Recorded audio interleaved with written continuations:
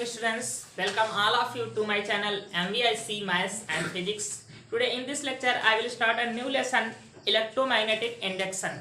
आप high school में इसको पढ़ चुके हैं, बहुत ही इंटरेस्टिंग चैप्टर भी है और बहुत सारी न्यू टेक्नोलॉजीज इस पर आधारित भी हैं, जैसे आप ट्रांसफार्मर, जनरेटर, ये सब कुछ पढ़ते हैं, ये इसी पर बेस्ड है। ठीक है, तो इसमें से आज फर्स्ट हेडलाइन आपका होगा चुंबकीय फ्लक्स। चुंबकीय फ्लक्स आपने वैद्युत फ्लक्स पढ़ा फर्स्ट, उसमें सेकेंड लेसन गॉस थ्योरम वाले लेसन में पढ़ा वैद्युत फ्लक्स। तो वैद्युत फ्लक्स में आप क्या पढ़ते थे? आपने फार्मूला पढ़ा था फाई ई इक्वल टू, क्या यहाँ पर पढ़ा था? फाई ई बराबर ई डॉट डी ए। आप ये फार्मूला पढ़ते थे, वहां पर डॉट प्रोडक्ट था किसका? वैद्युत क्षेत्र का और क्षेत्रफल का। और यहाँ पर आप पढ़ने जा रहे हैं क्या? मैग्नेटिक फ्लक्स, चुंबकीय फ्लक्स आप पढ़ने जा रहे हैं। तो इसको हम लिखेंगे फाई बी से। फाई बी से अभी तक एक ही फ्लक्स होता था, तो उसके लिए सिंबल आप केवल फाई यूज करते थे हाई स्कूल में, लेकिन यहाँ पर दो फ्लक्स है, एक वैद्युत फ्लक्स है ई लिखा हुआ है, यहाँ पर फाई बी लिखेंगे।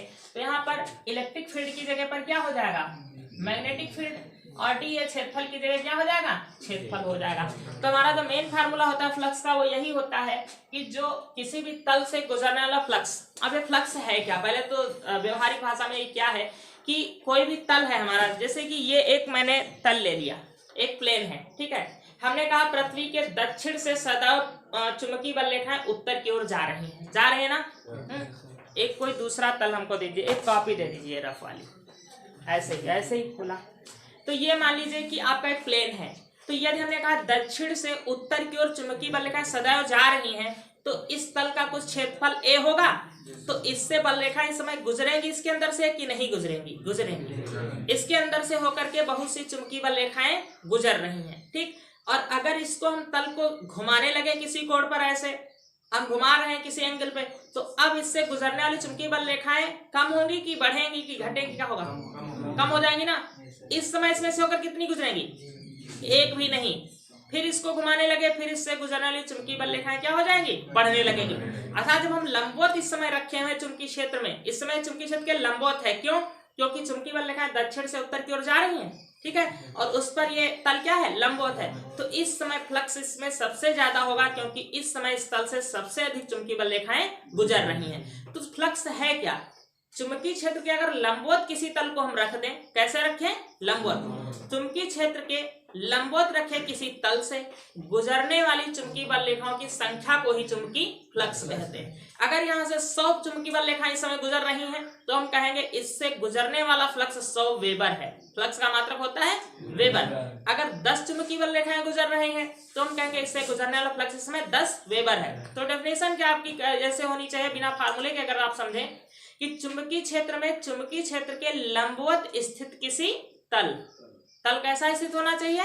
लंबवत। चुंबकीय क्षेत्र में चुंबकीय क्षेत्र के लंबवत स्थित किसी तल से गुजरने वाली चुंबकीय बल रेखाओं की संख्या को ही चुंबकीय फ्लक्स कहते हैं, ठीक है। और ये फ्लक्स रेखाएं तल के क्षेत्रफल पर डिपेंड करती हैं। अगर ये क्षेत्रफल ज्यादा होगा तो यहाँ से गुजरने वाली फ्लक्स रेखाएं क्या होंगी? ज्यादा होंगी, और क्षेत्रफल चुंबकीय फ्लक्स भी अधिक आएगा, ठीक है। अगर हम क्षेत्रफल को ऐसे किसी एंगल पे मोड़ करके रख दें कि इससे चुंबकीय बल रेखाएं ना पास हो रही, कम पास हो रही हो, तो अब फ्लक्स क्या हो जाएगा? शून्य। क्यों? क्योंकि एक भी बल रेखा नहीं गुजर रही है, और गुजरने वाली बल रेखाओं को क्या कहते हैं? चुंबकीय फ्लक्स कहते हैं। तो आप देख रहे हैं चुंबकीय फ्लक्स जो है यहाँ पर वो किससे प्रभावित हो रहा है? क्षेत्रफल से। क्षेत्रफल से प्रभावित हो रहा है ना। तो यहाँ पर हमारा जो क्षेत्रफल होगा वो वेक्टर क्वांटिटी हो जाएगी।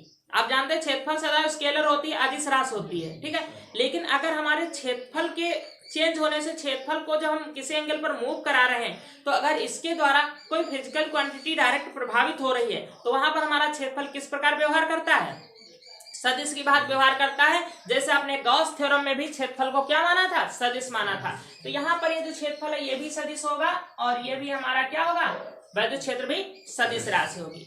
यहाँ पर हमने वेक्टर चिन्ह लगाया क्षेत्रफल पर, और क्षेत्रफल को वैसे अगर कहीं भी पूछा जाए क्षेत्रफल सदिश है अदिश, तो क्या बताओगे? अदिश, ठीक है। लेकिन दो जगह यहाँ पर एक वैद्युत फ्लक्स जब आप ज्ञात करते हैं तब क्षेत्रफल को क्या मानना पड़ता है? सदिश। और यहाँ पर भी क्षेत्रफल को सदिश मानना पड़ता है। क्यों? क्योंकि क्षेत्रफल के चेंज होने से यहाँ पर हमारा फ्लक्स प्रभावित हो रहा है, ठीक है। तो यहाँ पर कोई भी तल है, मान लीजिए ये हमने एक तल ले लिया है, कैसा भी ले सकते हैं, आयताकार, वृत्ताकार। ये चुंबकीय बल रेखाएं हैं, ऐसे जा रही हैं। ये मैग्नेटिक फोर्स लाइंस हैं, तो ये इधर निकल रही होंगी इससे होकर के। अगर इस समय 4 चुंबकीय बल रेखाएं निकल रही हैं केवल, तो इसका मतलब है इससे गुजरने वाला चुंबकीय फ्लक्स इस समय कितना है, 4 वेबर है। इसमें होगा 4 वेबर, डब्ल्यू भी लिखते हैं साथ में, वेबर को डब्ल्यू भी लिखते हैं। तो परिभाषा में क्या बताया, ये देखिए चुंबकीय क्षेत्र के इस समय लंबवत रखा है ना, तो चुंबकीय क्षेत्र के लंबवत रखे किसी भी तल से होकर गुजरने वाली चुंबकीय बल रेखाओं की संख्या को ही चुंबकीय फ्लक्स कहते हैं। अब यहाँ पर ये तल है, अब तल की अक्ष क्या होगी, अगर ये हमने तल ले रखा है तो इसकी अक्ष ये होती है, इस पर परपेंडिकुलर लाइन को हम क्या कहते हैं, अक्ष कहते हैं। तो यहाँ पर हम देखेंगे ये जो अक्ष होगी इसकी हम ये बना दे रहे हैं यहाँ पर कहीं पर भी, तो अक्ष ये कितने अंश पर जा रही है, 0 अंश पर। इस समय अंश और ये जो अक्ष है तल की अक्ष, ये क्या है, तल की अक्ष, और ये क्या था, तल, ठीक है, ये तल है, ये तल की अक्ष है। तो अक्ष और चुंबकीय क्षेत्र के बीच इस समय कोण कितना बन रहा है, 0 अंश का। तो जब तल लंबवत होगा तो अक्ष क्या होगी, समांतर होगी। इसको समझना जरूरी है न्यूमेरिकल्स के लिए कि जब तल हमने लंबवत कहा है उसमें अक्ष क्या है, समांतर है। जैसे देखो, ये देखो तल मैंने लंबवत रख दिया, यहाँ पर मान लीजिए कि यहाँ से बोर्ड की तरफ से, बोर्ड भौगोलिक दक्षिण में है ना, तो बोर्ड से मान लीजिए कि मैग्नेटिक फोर्स लाइंस निकलते हुए आ रही हैं एक तरफ से झुंड से और जा रही है उत्तर की तरफ, तो इस तल से बहुत सी बल रेखाएं गुजर रही हैं। तो ये तल तो इस समय लंबवत रखा है, लेकिन ये अक्ष कैसे है, समांतर है, ठीक है। तो आप ध्यान रखेंगे कि तल का कोण कहेगा तो अक्ष का निकालना पड़ेगा, क्योंकि हमको फार्मूले में जो वैल्यू रखनी है वो किसकी रखनी है, अक्ष का एंगल रखना है। तो इस समय अक्ष कोण कितना बना रही है, 0 अंश का बना रही है। अब अगर हम तल को किसी कोण पर झुका करके रख दें, जैसे तल को किसी एंगल पर हम झुका दें, चलिए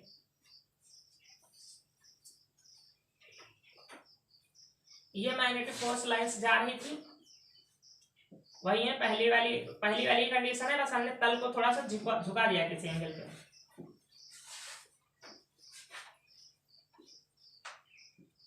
हमने तल को झुका दिया, मान लीजिए थीटा अंश पर, तो ये अक्ष भी तो झुक जाएगी।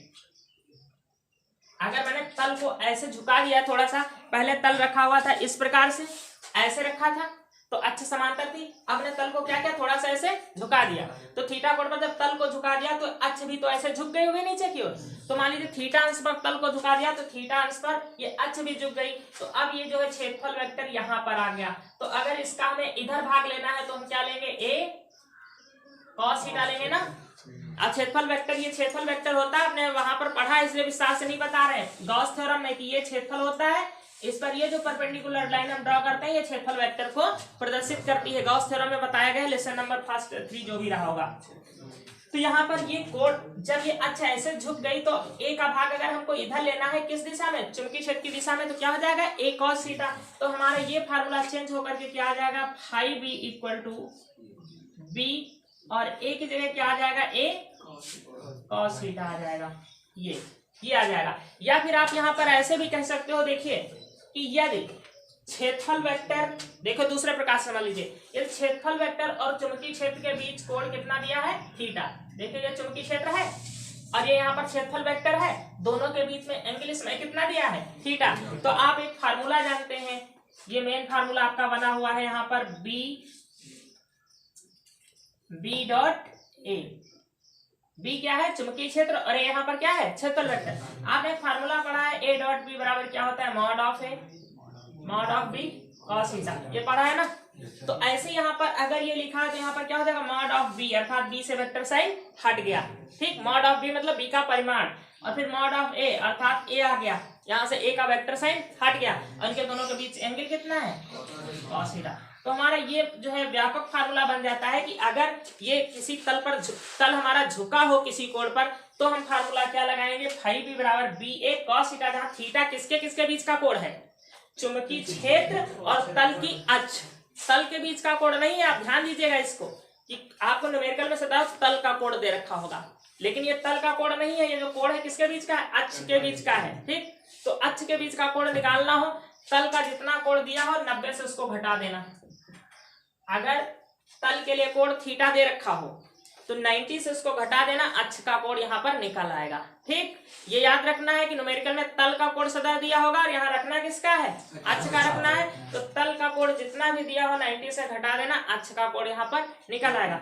तो अब आप जो है अगर यहाँ से देना चाहे डेफिनेशन, अब इसको हटा दीजिए, अगर आप फार्मूले से देना चाहे डेफिनेशन तो क्या दे सकते हैं कि एक समान चुंबकीय क्षेत्र बी में स्थित किसी तल के क्षेत्रफल और चुंबकीय क्षेत्र का अदिश गुणन उससे गुजरने वाले फ्लक्स के बराबर होता है। आप कह सकते हैं किसी भी चुंबकीय क्षेत्र बी में स्थित एक तल के क्षेत्रफल और चुंबकीय क्षेत्र का अदिश गुणन, डॉट प्रोडक्ट मींस क्या होता है, अदिश गुणन, स्केलर प्रोडक्ट जो होता है वो उससे गुजरने वाले चुंबकीय फ्लक्स के बराबर होता है। तो दो डेफिनेशन एक यहाँ से दे सकते हैं और एक जो हम पहले से बताए हैं, किसी भी एक समान चुंबकीय क्षेत्र में स्थित किसी तल लंबवत तल से गुजरने वाले चुंबकीय बल रेखाओं की संख्या को चुंबकीय फ्लक्स कहते हैं। दूसरा यहाँ से कि चुंबकीय क्षेत्र और क्षेत्रफल तल के क्षेत्रफल का स्केलर गुणनफल उनसे गुजरने वाले फ्लक्स के बराबर होता है।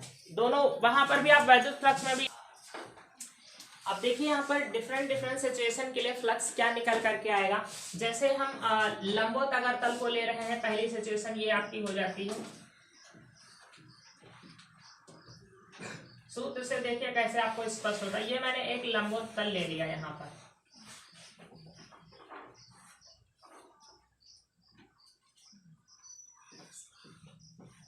ये तल इस समय 90 डिग्री पर ऐसे स्थित है, तो इसकी अक्ष इस समय एंगल कितना बना रही है, 0 अंश का बना रही है। बी की डायरेक्शन हो गई और ये जो है अक्ष है, ये क्षेत्रफल वेक्टर को रिप्रेजेंट कर रही है। इनके बीच एंगल इस समय कितना है, 0। तो जब थीटा बराबर 0 होगा तो चुंबकीय फ्लक्स अधिकतम होगा। और यहाँ 0 रख करके आप देख लीजिए कितना आ जाएगा, बी ए और cos 0 का मान क्या होता है, 1। और आप जानते हैं जो cos थीटा है इसका सबसे अधिक से अधिक मान कितना होता है, 1 ही होता है। तो cos 0 का मान इस समय 1 आ जाएगा और ये चुंबकीय फ्लक्स क्या होगा, इस समय अधिकतम होगा। तो जब आप तल को लंबवत रखेंगे, तल को लंबवत, तो अक्ष हो जाएगी समांतर और इस समय चुंबकीय फ्लक्स सबसे अधिक होगा। जैसे भी हम समझा रहे थे कि इसको हमने लंबवत रखा है तो सबसे ज्यादा चुंबकीय बल रेखाएं इसी समय तो गुजरेंगी। सबसे अधिक फ्लक्स कब होगा, जब तल लंबवत होगा और अक्ष कैसे होगी, समांतर होगी। इससे ज्यादा कभी फ्लक्स हो सकता है, कभी नहीं होगा, क्योंकि इससे ज्यादा बल रेखा कभी नहीं गुजरेगी। तो घुमाना मैंने शुरू कर दिया, अब इससे गुजरने चुंबकीय बल रेखा क्या होगी, घटने लगेगी ना, तो अब 0 हो जाएंगी, एक भी नहीं गुजरेगी। तो इसका मतलब है कि 0 कब हो जाएंगी, देखिए यहां से जब हम थीटा का मान कर दें, जब हम तल को ऐसे कर दे रहे हैं, देखो इस प्रकार से, अंडाकार नहीं तो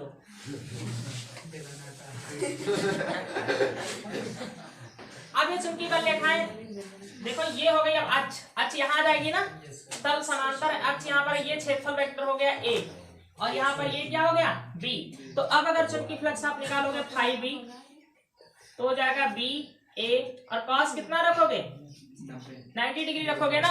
अब ये पोजीशन हो गई है, देखिए ये आपका तल ऐसे मैंने रख दिया, ये अक्ष कैसे हो गई, परपेंडिकुलर। जैसे अभी बुक को ऐसे मोड़ रहे थे, ये अक्ष कैसे हो गई 90 डिग्री पर। तो हमें कोण कौन सा रखना है, अक्ष का रखना है ना, तल का नहीं। तो हम अक्ष का एंगल अब कितना रखेंगे, 90 डिग्री और cos 90 का मान क्या होता है, 0। तो ये पूरा मान आगे क्या आ जाएगा, 0। और आप प्रैक्टिकली भी देख चुके हैं कि अगर हम इस पोजीशन में रखते हैं तो क्या एक भी चुंबकीय बल रेखा गुजरेगी, एक भी नहीं गुजर रही थी। तो ये आपका जब 90 डिग्री पर रखोगे, अक्ष को 90 डिग्री पर या तल को समांतर, तो एक भी बल रेखा नहीं गुजरेगी, फ्लक्स क्या हो जाएगा, 0 हो जाएगा। तो ये दोनों सिचुएशन आप एक ये बना लीजिए 0 वाली, जब अक्ष 0 अंश पर होती है तो फ्लक्स अधिकतम होता है, और जब अक्ष 90 डिग्री पर होती है तो फ्लक्स 0 हो जाता है। अब आप देख लीजिए चुंबकीय फ्लक्स के मात्रक, चुंबकीय flux phi B equal to, आपने अभी क्या लिखा, बी ए, ये आपने लिखा था ना। तो आप यहाँ से कई मात्रक निकाल सकते हैं। देखिए एक तो ऐसा ही मात्रक इसका जो होता है, पहले हम फार्मूले से अगर निकालना चाहें तो बी क्या है, चुंबकीय क्षेत्र है ना, तो इसका क्या होगा, टेस्ला, और ए क्या है, क्षेत्रफल, तो इसका हो जाएगा मीटर स्क्वायर। तो ये टेस्ला मीटर स्क्वायर हो गया, कहाँ से, फार्मूला से निकल के आया है। ठीक, अब अगर हम एसआई मात्रक की बात करें तो इसका एसआई मात्रक, ये सब मात्रक ही निकल रहे हैं। ठीक, तो वो होता है वेबर। इसको WB से लेते, W कैपिटल रहेगा क्योंकि वेबर एक साइंटिस्ट का नाम है। ये एसआई सिस्टम का मात्रक हो गया, वेबर हो जाएगा इसका मात्रक। और अभी आप निकाल सकते हैं बहुत सारे मात्रक, एक सीजीएस सिस्टम का भी लिख लीजिए, मैक्सवेल। मैक्सवेल ये जो है ये CGS सिस्टम का मात्रक है, ठीक है। मैक्सवेल ये सब मात्रक किसके लिख रहे हैं, फ्लक्स के मात्रक लिख रहे हैं। अच्छा टेस्ला ये जो लिखा है चुंबकीय क्षेत्र का मात्रक, चुंबकीय क्षेत्र के और भी मात्रक आप तो जानते हैं। देखिए F बराबर होता है IBL, ये होता है। तो यहाँ से B का मात्रक निकालते हैं तो F/IL, तो क्या निकलता है B का मात्रक, न्यूटन प्रति एम्पियर मीटर, ये निकलता है ना। इसी को तो हम टेस्ला कहते हैं। ये तो न्यूटन प्रति एम्पियर मीटर होता है, टेस्ला लिखे चाहे वहां पर क्या लिखे, न्यूटन प्रति एम्पियर मीटर। तो यहाँ पर हम देखिए टेस्ला की जगह एक और क्या लिख सकते हैं, न्यूटन प्रति एम्पियर मीटर, और ये मीटर स्क्वायर यहाँ पर लिखा हुआ है। तो ये मीटर से मीटर कैंसिल होकर के एक मात्रक और आपका क्या बनेगा, न्यूटन मीटर प्रति एम्पियर, ये एक और मात्रक बन गया। तो आपके ये 1 2 3 4 मात्रक आपको लिखना है। ये तो मैंने सॉल्व करके बताया है कैसे। देखो टेस्ला की जगह हम क्या लिख सकते हैं, न्यूटन प्रति एम्पियर मीटर, ठीक। और ये मीटर स्क्वायर यहाँ पर है तो एक मीटर स्क्वायर कैंसिल हो जाएगा, न्यूटन मीटर प्रति एम्पियर। तो आपके 4 मात्रक बनेंगे, 1 2 3 और ये 4, चारों मात्रक नोट कर सकते हैं। बीमा भी साथ में आप समझ लीजिए कैसे निकालेंगे। अब इसके बीमा निकालना, आपको डायमेंशन निकालना। देखिए न्यूटन बल है ना, बल की बीमा जानते हो, M/L, T की बीमा -2, मीटर ये क्या है, दूरी है, तो इसका मात्रक क्या बीमा क्या हो जाएगी, L, एम्पियर, एम्पियर की बीमा क्या लिखते हो, A, ये सबकी बीमा आपको पता थी ना। तो देखिए क्या हो जाएगा, M और L यहाँ पर स्क्वायर हो जाएगा, M, L की बीमा 2, T की बीमा -2, और A को यहाँ ऊपर लिखोगे, यहाँ एक बीमा है यहाँ पर -1। तो ये बीमा हो जाती है किसकी, फ्लक्स की, चुंबकीय फ्लक्स की। ये चुंबकीय फ्लक्स की बीमा हो जाती है। इतना आप नोट कर सकते हैं। ये इतने सारे मात्रक है, वेबर SI मात्रक है, हम यही लिखेंगे अक्सर, ठीक है। टेस्ला मीटर स्क्वायर, ये डैश का मतलब होता है इनटू में है यहाँ पर। और मैक्सवेल, एक चीज और बता दें यहाँ पे, नोट में लिख लीजिएगा, 1 टेस्ला, अभी बता रहे हैं, 1 वेबर इक्वल टू 10⁸ मैक्सवेल। इसको आप लिख लीजिए, 1 वेबर इक्वल टू 10⁸ मैक्सवेल का। देखिए यहाँ पर चुंबकीय फ्लक्स घनत्व क्या होता है, चुंबकीय फ्लक्स घनत्व, घनत्व तो आप जानते हैं, घनत्व की परिभाषा क्या पढ़ते हैं, द्रव्यमान बटे आयतन, ठीक है। तो यहाँ पर आप चुंबकीय फ्लक्स घनत्व पढ़ रहे हैं। चुंबकीय फ्लक्स घनत्व और चुंबकीय फ्लक्स में अंतर है बहुत ज्यादा। चुंबकीय फ्लक्स आप फाई को कहते हैं, जब यहाँ से बी निकालते हैं तो बी को आता है φ/a, तो इसका मतलब यह होता है एकांक क्षेत्रफल से कितना फ्लक्स गुजर रहा है, अर्थात एकांक क्षेत्रफल से गुजरने वाले चुंबकीय फ्लक्स को चुंबकीय फ्लक्स घनत्व कहते हैं। अगर चुंबकीय फ्लक्स की डेफिनेशन पूछी जाए तो चुंबकीय फ्लक्स एक तरीके से है क्या, चुंबकीय क्षेत्र की तीव्रता है, बी, ठीक है डेफिनेशन। लेकिन यहाँ से अलग होगी क्या, कि एकांक क्षेत्रफल से, किसी तल के एकांक क्षेत्रफल से गुजरने वाले चुंबकीय फ्लक्स को चुंबकीय फ्लक्स घनत्व कहते हैं। और इसका मात्रक क्या लिखोगे, वेबर प्रति मीटर स्क्वायर, और जो कि किसका मात्रक है, चुंबकीय क्षेत्र का मात्रक है। चुंबकीय क्षेत्र का भी मात्रक आपने एक पढ़ा था, वेबर प्रति मीटर स्क्वायर। तो वेबर प्रति मीटर स्क्वायर क्षेत्रफल, इसका चुंबकीय क्षेत्र का ही मात्रक आएगा, अर्थात चुंबकीय फ्लक्स घनत्व का मात्रक क्या होता है, जो चुंबकीय क्षेत्र का मात्रक होता है। कहीं पर अगर लिखा हो चुंबकीय फ्लक्स घनत्व इतना है, तो समझ लीजिए वो क्या है, वो चुंबकीय क्षेत्र की तीव्रता है। समझ पाए इस चीज को, अर्थात चुंबकीय फ्लक्स घनत्व और चुंबकीय क्षेत्र की तीव्रता दोनों का मात्रक सेम है, मैग्नीट्यूड भी सेम होता है, बस उसकी डेफिनेशन में थोड़ा सा चेंज है यहाँ पर।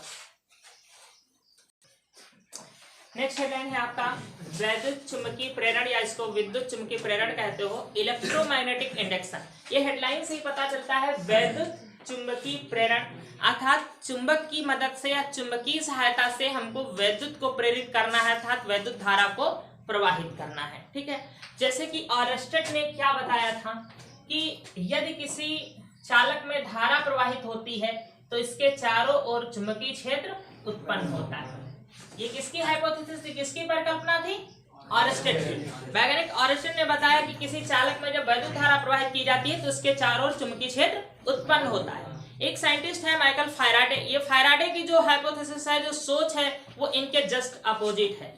इन्होंने ये सिद्ध भी कर दिया कि चालक में धारा प्रवाहित करने से उसके चारों ओर चुंबकीय क्षेत्र उत्पन्न होता है। तो फैराडे ने इसके अपोजिट सोचने का प्रयास किया कि अगर धारा प्रवाहित करने से चारों ओर चुंबकीय क्षेत्र उत्पन्न हो जाता है, तो अगर किसी चालक को रखकर उसके चारों ओर हम चुंबकीय क्षेत्र उत्पन्न कर दें तो उसमें धारा अपने आप प्रवाहित होनी चाहिए। तो ये इनकी हाइपोथेसिस थी कि ये एक चालक रख दिया और यहाँ पर एक मैग्नेट को रख दिया, ये N पोल, ठीक, ये S पोल, ऐसे।